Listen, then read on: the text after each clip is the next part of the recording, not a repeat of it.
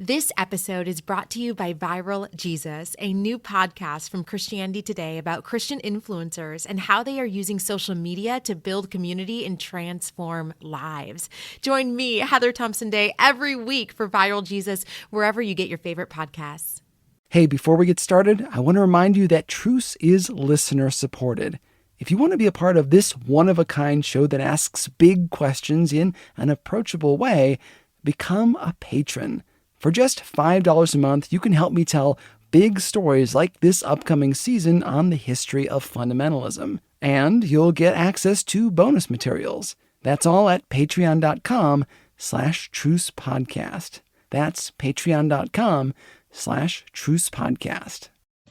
Modern criticism stands opposed to the history of the gospel in mightier array, with greater force or numbers and more powerful allies than has ever been known in the case and annals of the Church of Theology before. This is a quote from a professor of theology from Holland, and he said it at the 1873 Evangelical Alliance meeting. Now, the EA was an ecumenical group, hoping to bring evangelicals together to discuss the issues of the day. There's always a lot of bluster about what is or isn't the number one threat to evangelicalism. This guy labeled it as modern criticism. It's a term we don't hear a lot these days. It's an idea from people like F.C. Bauer and the Tübingen School in Württemberg that questions if the Gospels are accurate. Is Jesus God? We'll get into the movement in our next episode. For right now, just know that in 1873, these guys saw something big looming on the horizon. Now, the professor didn't stop there.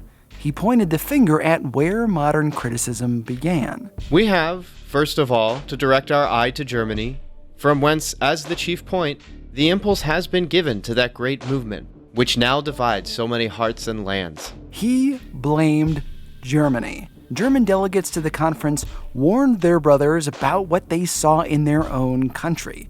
Americans would soon have a lot of reasons to be wary of Germany. Their theology, their role in the Spanish-American War, and of course, the impending world wars. German immigrants headed for the U.S. in record numbers, looking for a new life in factories and on the frontier.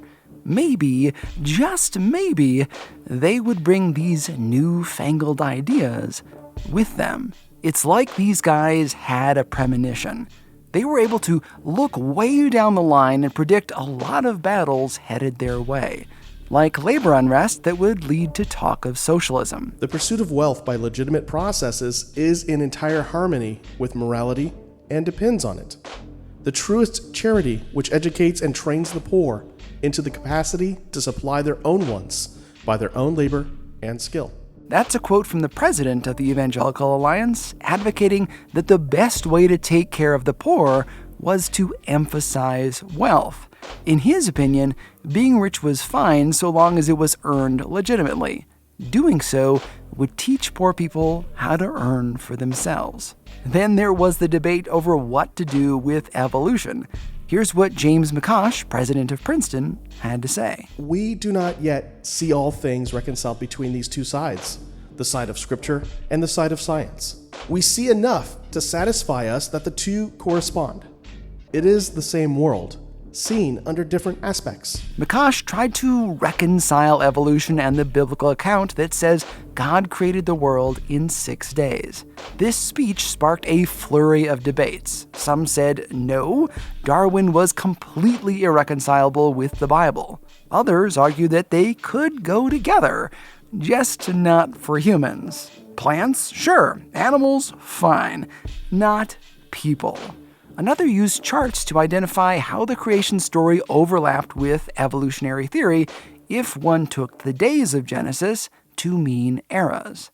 The whole matter could not be settled in one meeting, and certainly not in 100 years of meetings. Evangelicals are still debating this stuff today. There was no consensus reached at this meeting. The only salve was offered by Henry Ward Beecher, the most popular preacher in the country. While we are taught by the scientists in truths that belong to the sensual nature, while are taught by the economists of things that belong to the social nature, We need the Christian ministry to teach us of those things which are invisible. He refocused the clergy present. Let the scientists do their thing. We need to keep doing God's work. The Evangelical Alliance meeting to me is a bit spooky. They saw what was coming and addressed it head on. We think of the 1800s as this quaint little era of churning butter and roping horses. Little House on the Prairie. In truth, it was a time of bitter upheaval. Wars where neighbor fought neighbor. Women pushed for the right to vote and for prohibition. Darwin's ideas about evolution. The thirst for conquest. Democrats and Republicans basically switched sides. And we did theological gymnastics that tried to construct a whole new vision of Jesus. In just 50 years, much of that would come to a head in one man, William Jennings Bryan. In one court battle, the Scopes trial.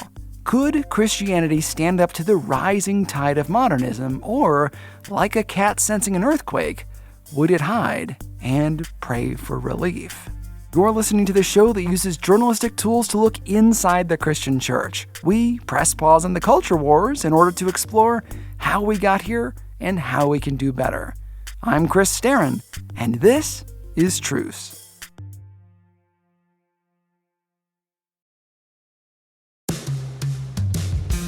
This episode is brought to you in part by He Gets Us, a national campaign influencing millions to think differently about Jesus.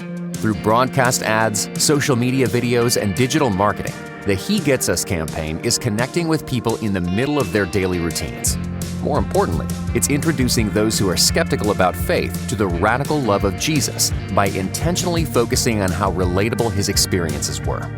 Within a couple of months, they've had over 31 million views on YouTube, not to mention Facebook, Instagram, and broadcast networks, while focusing on just 10 test markets. If any of these people head your way for answers, you can be ready by visiting HeGetsUsPartners.com. That's HeGetsUsPartners.com.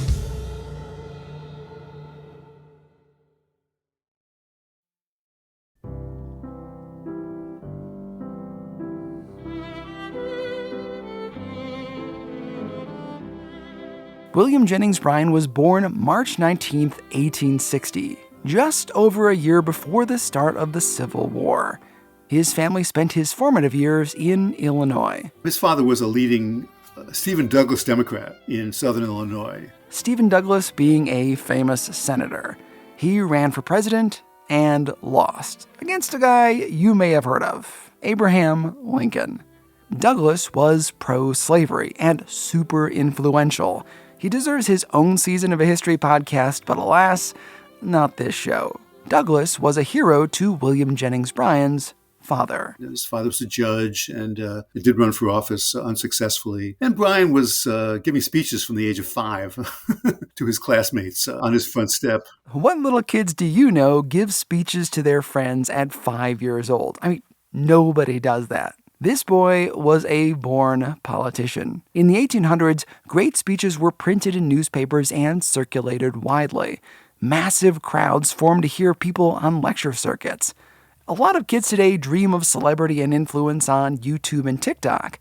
In the mid-1800s, it didn't get any better than being a great orator. They were pretty well off, settling on a large farm. One of Bryan's later nicknames was the Commoner. Now, how many common people grow up on a 520-acre farm? Nobody runs for president 3 times is really a common man. Nobody who's one of the most famous Americans and makes money every year, whether he's running for office or not, giving speeches around the country is a common man. But he did speak up for the interests of the common, parenthesis, white man and woman, for that matter. And so in that sense, he was seen as the defender of the small businessman against the big businessman, the defender of the small local bank against the big national banks, the defender of the farmer against the commodities markets, and so forth. So he was in favor of the small man, the little man against the big interests. And that's how he got the name of the Great Commoner. This season is full of moments that stretch and confuse. It's going to be difficult to say that this person stood for this certain issue because there will generally be some contradiction. Or like this movement started at this date and time.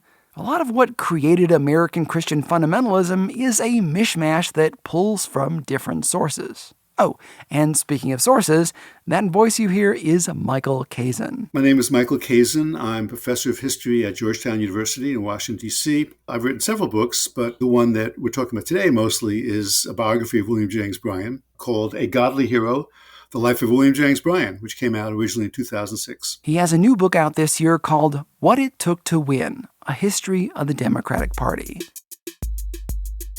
William Jennings Bryan grew up in a privileged family, but he still did chores around the house like chopping wood, feeding the animals, and general farm labor. Henry Adams once said this about his own education. The American boy of 1854 stood nearer to the year 1 than the year 1900. Which is something to think about. Bryan grew up during the American Civil War, the 1860s. Dirt roads. The automobile was in its infancy. There were no telephones, no electricity, airplanes, or radios. By the time he died in 1925, we had all those things.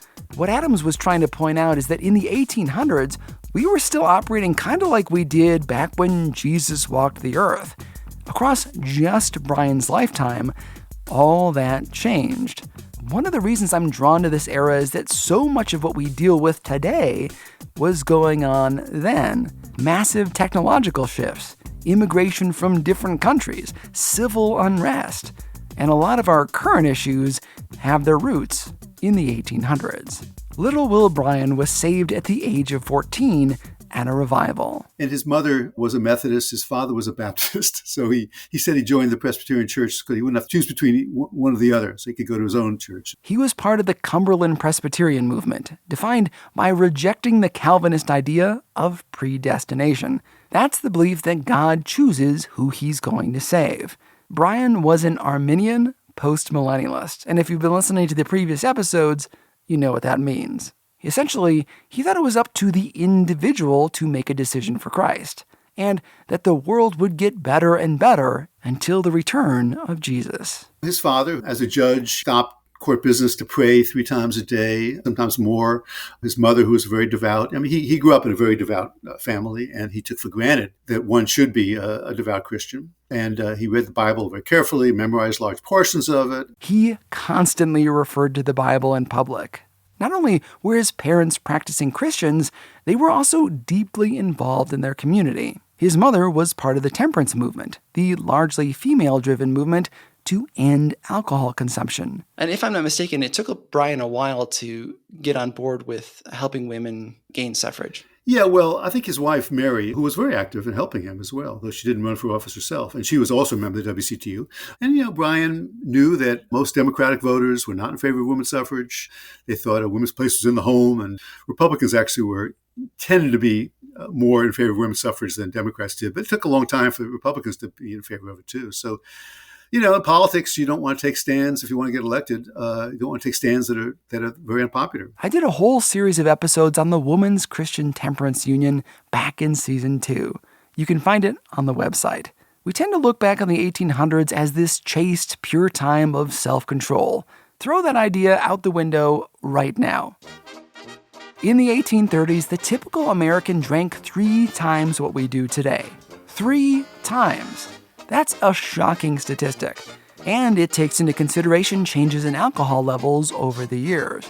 In an era where women had little power when it came to owning property, obtaining divorces, deciding who to marry, and they couldn't vote, it was a big deal if your husband or father couldn't provide for you.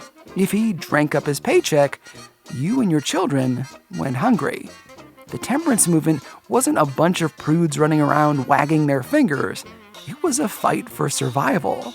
You can see why the cause was so closely tied to women. It was also associated with Christianity. Bryan decided to follow in his father's footsteps, to go to law school. And even though he got a law degree and began to practice law, he was always interested in politics. He always wanted to go into politics, looking for his opportunity. At Illinois College, Bryan took classes in biology and geology. This turns out to be a big moment for him.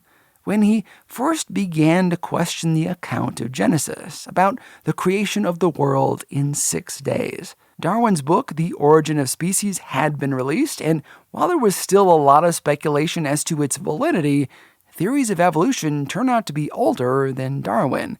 We'll get a look at that in a future episode. Suffice it to say, Bryan, who years later would earn the name Mr. Fundamentalist, and who fought to keep evolution out of public schools, he wasn't against evolution entirely. It's just one of many ways that Bryan didn't fit the label that was given to him, or that he took for himself. Will also attended lectures for abolition, though he was raised in a pro-slavery family and would soon lead the party of Jim Crow, the Democrats. It was in college that he started courting Mary Elizabeth Baird, his future wife. Their strict schools didn't allow dating, so they had to proceed in secret. A Latin teacher let them meet in his living room. True love, veris amor. Mary was no slouch. She graduated valedictorian from an all-women's academy. Will was valedictorian of his school. He passed his bar exam, and so did she. And together, they moved to Nebraska. He begins to dabble in politics in the Nebraska Democratic Party, which was split at the time between those who wanted to support the interests of smaller farmers who were kind of nascent populists, and more sort of establishment Democrats who supported Grover Cleveland, who was the president in the middle of the 1880s and then again in the early 1890s. Cleveland was a sort of safe Democratic candidate. White Southerners praised him for putting former Confederate officers in his cabinet, while Northern workers and merchants liked his antitrust stances. In the 1800s, it was the Democrats who wanted a smaller government.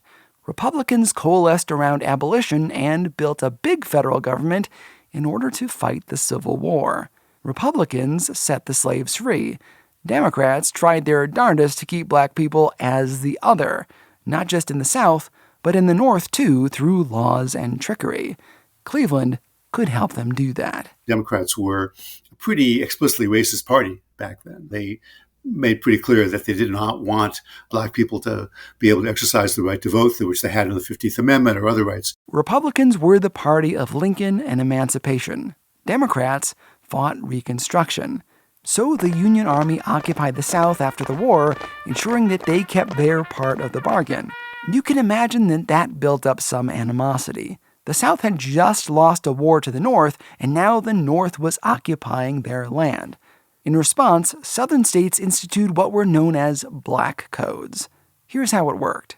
The Civil War ended. A terrible war where brother fought brother. That was 1865. That same year, states like Mississippi and South Carolina passed Black Codes to dodge the 13th Amendment. There was a pretty big loophole in Section 1 of that famous document. See if you can spot it. Neither slavery nor involuntary servitude, except as a punishment for crime whereof the party shall have been duly convicted, shall exist within the United States, or any place subject to their jurisdiction. It was illegal to enslave someone, unless as a punishment for a criminal conviction. So, if a Southerner saw a group of black people hanging out somewhere, vagrancy's a crime in South Carolina, they could charge them with vagrancy and, you guessed it, put them right back into forced labor. It was illegal to be black and not have a job, allowing white employers to pay minimal amounts on long-term contracts for African labor. Of course, this only infuriated emancipation advocates. They fought a whole war to keep people from doing this stuff, and here it was, alive and well, the same year that fighting stopped. So the Republican Party clamped down. In 1867, they passed the Reconstruction Act, dividing the South, except for Tennessee, into 5 military districts under the occupation of the North. Each state had to adopt the 13th and 14th Amendments before being readmitted. In 1870, the 15th Amendment guaranteed the rights of men to vote regardless of color. Black people quickly sought public office, with the first black men elected to Congress in 1870, just 5 years after the end of the war. And by the way, they were both from the South, and Republicans. You probably know all this, but you likely don't know how Reconstruction ended. we all think we lived through the wildest election in U.S. history. No. 1876 is a fascinating year. It tells us a lot about where the country was in Bryan's childhood and sets the stage for the rest of his career and the Fundamentalist movement. He was just 16 when the election of the century went down. For the Republicans, Rutherford B. Hayes. Hayes was a congressman from Ohio. For the Democrats, Samuel Tilden. Democratic governor of New York. Tilden, the Democrat, wins the popular vote.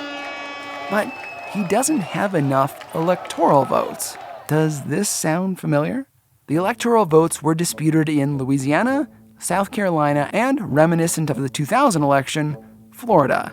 I don't know about you, but I'm having flashbacks of hanging chads. Now, if you don't know what hanging chads are, seriously, go ask an older person. So the election happened. November passed. December. It's January, and they still don't know who's going to be president. So they formed a congressional commission. And there went February. They were supposed to swear in a new president on March 5th. Time was wasting. So they came up with a compromise. Hayes would be president if he appeased the South.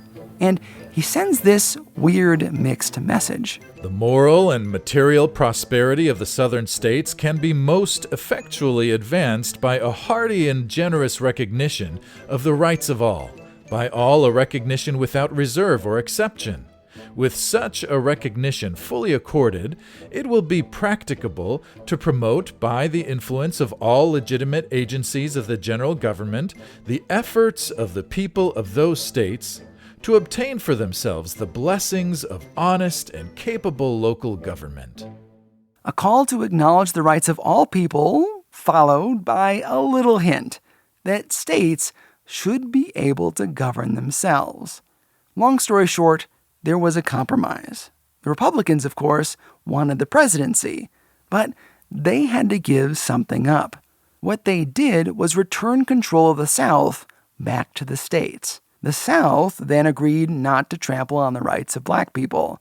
And, of course, they must have had their fingers crossed behind their backs because we know they didn't keep their promise. Republicans got the highest office in the land, and Democrats, the future party of William Jennings Bryan, got the South. Just 20 years later, William Jennings Bryan would lead the Democrats as their nominee for president. Mr. Fundamentalist himself inherited the legacy of Jim Crow. Bryan begins to change that. Bryan begins to lead the Democratic Party to be the more modern liberal party we think of today, when we think the Democrats are the party that wants government to do more things for people, and the Republicans are the party that wants to do less for people. Soon, thanks to Bryan, the Democrats are going to get involved in everything from financial reform to prohibition. In the 1870s, their constituency grew in other areas. Democrats were still the party of the urban white working class in places like New York City and Chicago. The urban machines were led by immigrants, often from Ireland, and they had support from urban workers. Bryan became a champion of working people, while also failing to stick his neck out for those with different skin colors. He was a Christian, one of the best-known lecturers in the country on the Bible. Yet he led the party that oppressed a huge portion of the country, which leads us into some pretty complicated territory. Can a Christian run a party designed to oppress others? I'll leave you to think about that one on your own. Let's bring it to our modern days. What do we do in times of massive change, political upheaval? That's a question the Evangelical Alliance had to face in its day, and we're not so good at it now.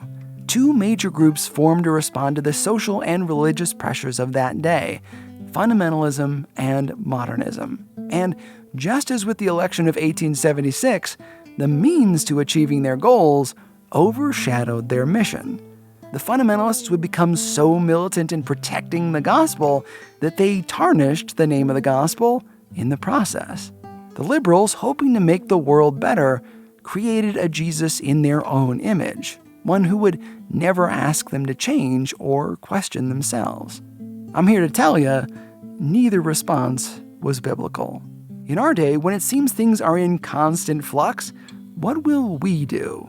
Will we be a people who get so focused on winning that we don't count the cost like the Republicans who ended Reconstruction? Or will we, when faced with challenges, understand that our process is just as important as our objectives? If we want to serve Jesus, we have to bend to his will, but also not be so protective that we forget our neighbors. It's a bit of a balancing act. Like William Jennings Bryan, we have to walk a tightrope. We'll make mistakes, and he made several. But if we're willing to do the right thing the right way, we just might discover a deep truth. We as Christians can't be a people of the ends. Christians are a people of the means.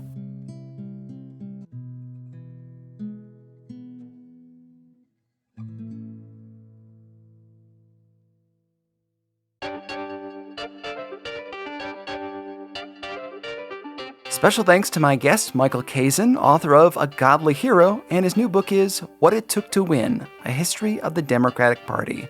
As per usual, you'll find a list of sources and discussion questions on the website at trucepodcast.com. This show is listener-supported. Become a patron for as little as $5 a month, and you'll get access to bonus episodes, patron-only conversations, and a whole bunch of other cool stuff. Your help makes this show possible. Visit patreon.com/trucepodcast to learn more. Thanks to my friends who helped with the vocal work today. They were Marcus Watson of the Spiritual Life and Leadership podcast, Jerry Dugan of Beyond the Rut, Melvin Benson of the Cinematic Doctrine podcast, and my friend Bob Stevenson, radio personality extraordinaire. God willing, I'll be back in 2 weeks with more. I'm Chris Starrin, and this is Truce. This episode was brought to you by Viral Jesus, a new podcast from Christianity Today about Christian influencers and how they are using social media to build community and transform lives. Join me, Heather Thompson Day, every week for Viral Jesus wherever you get your favorite podcasts.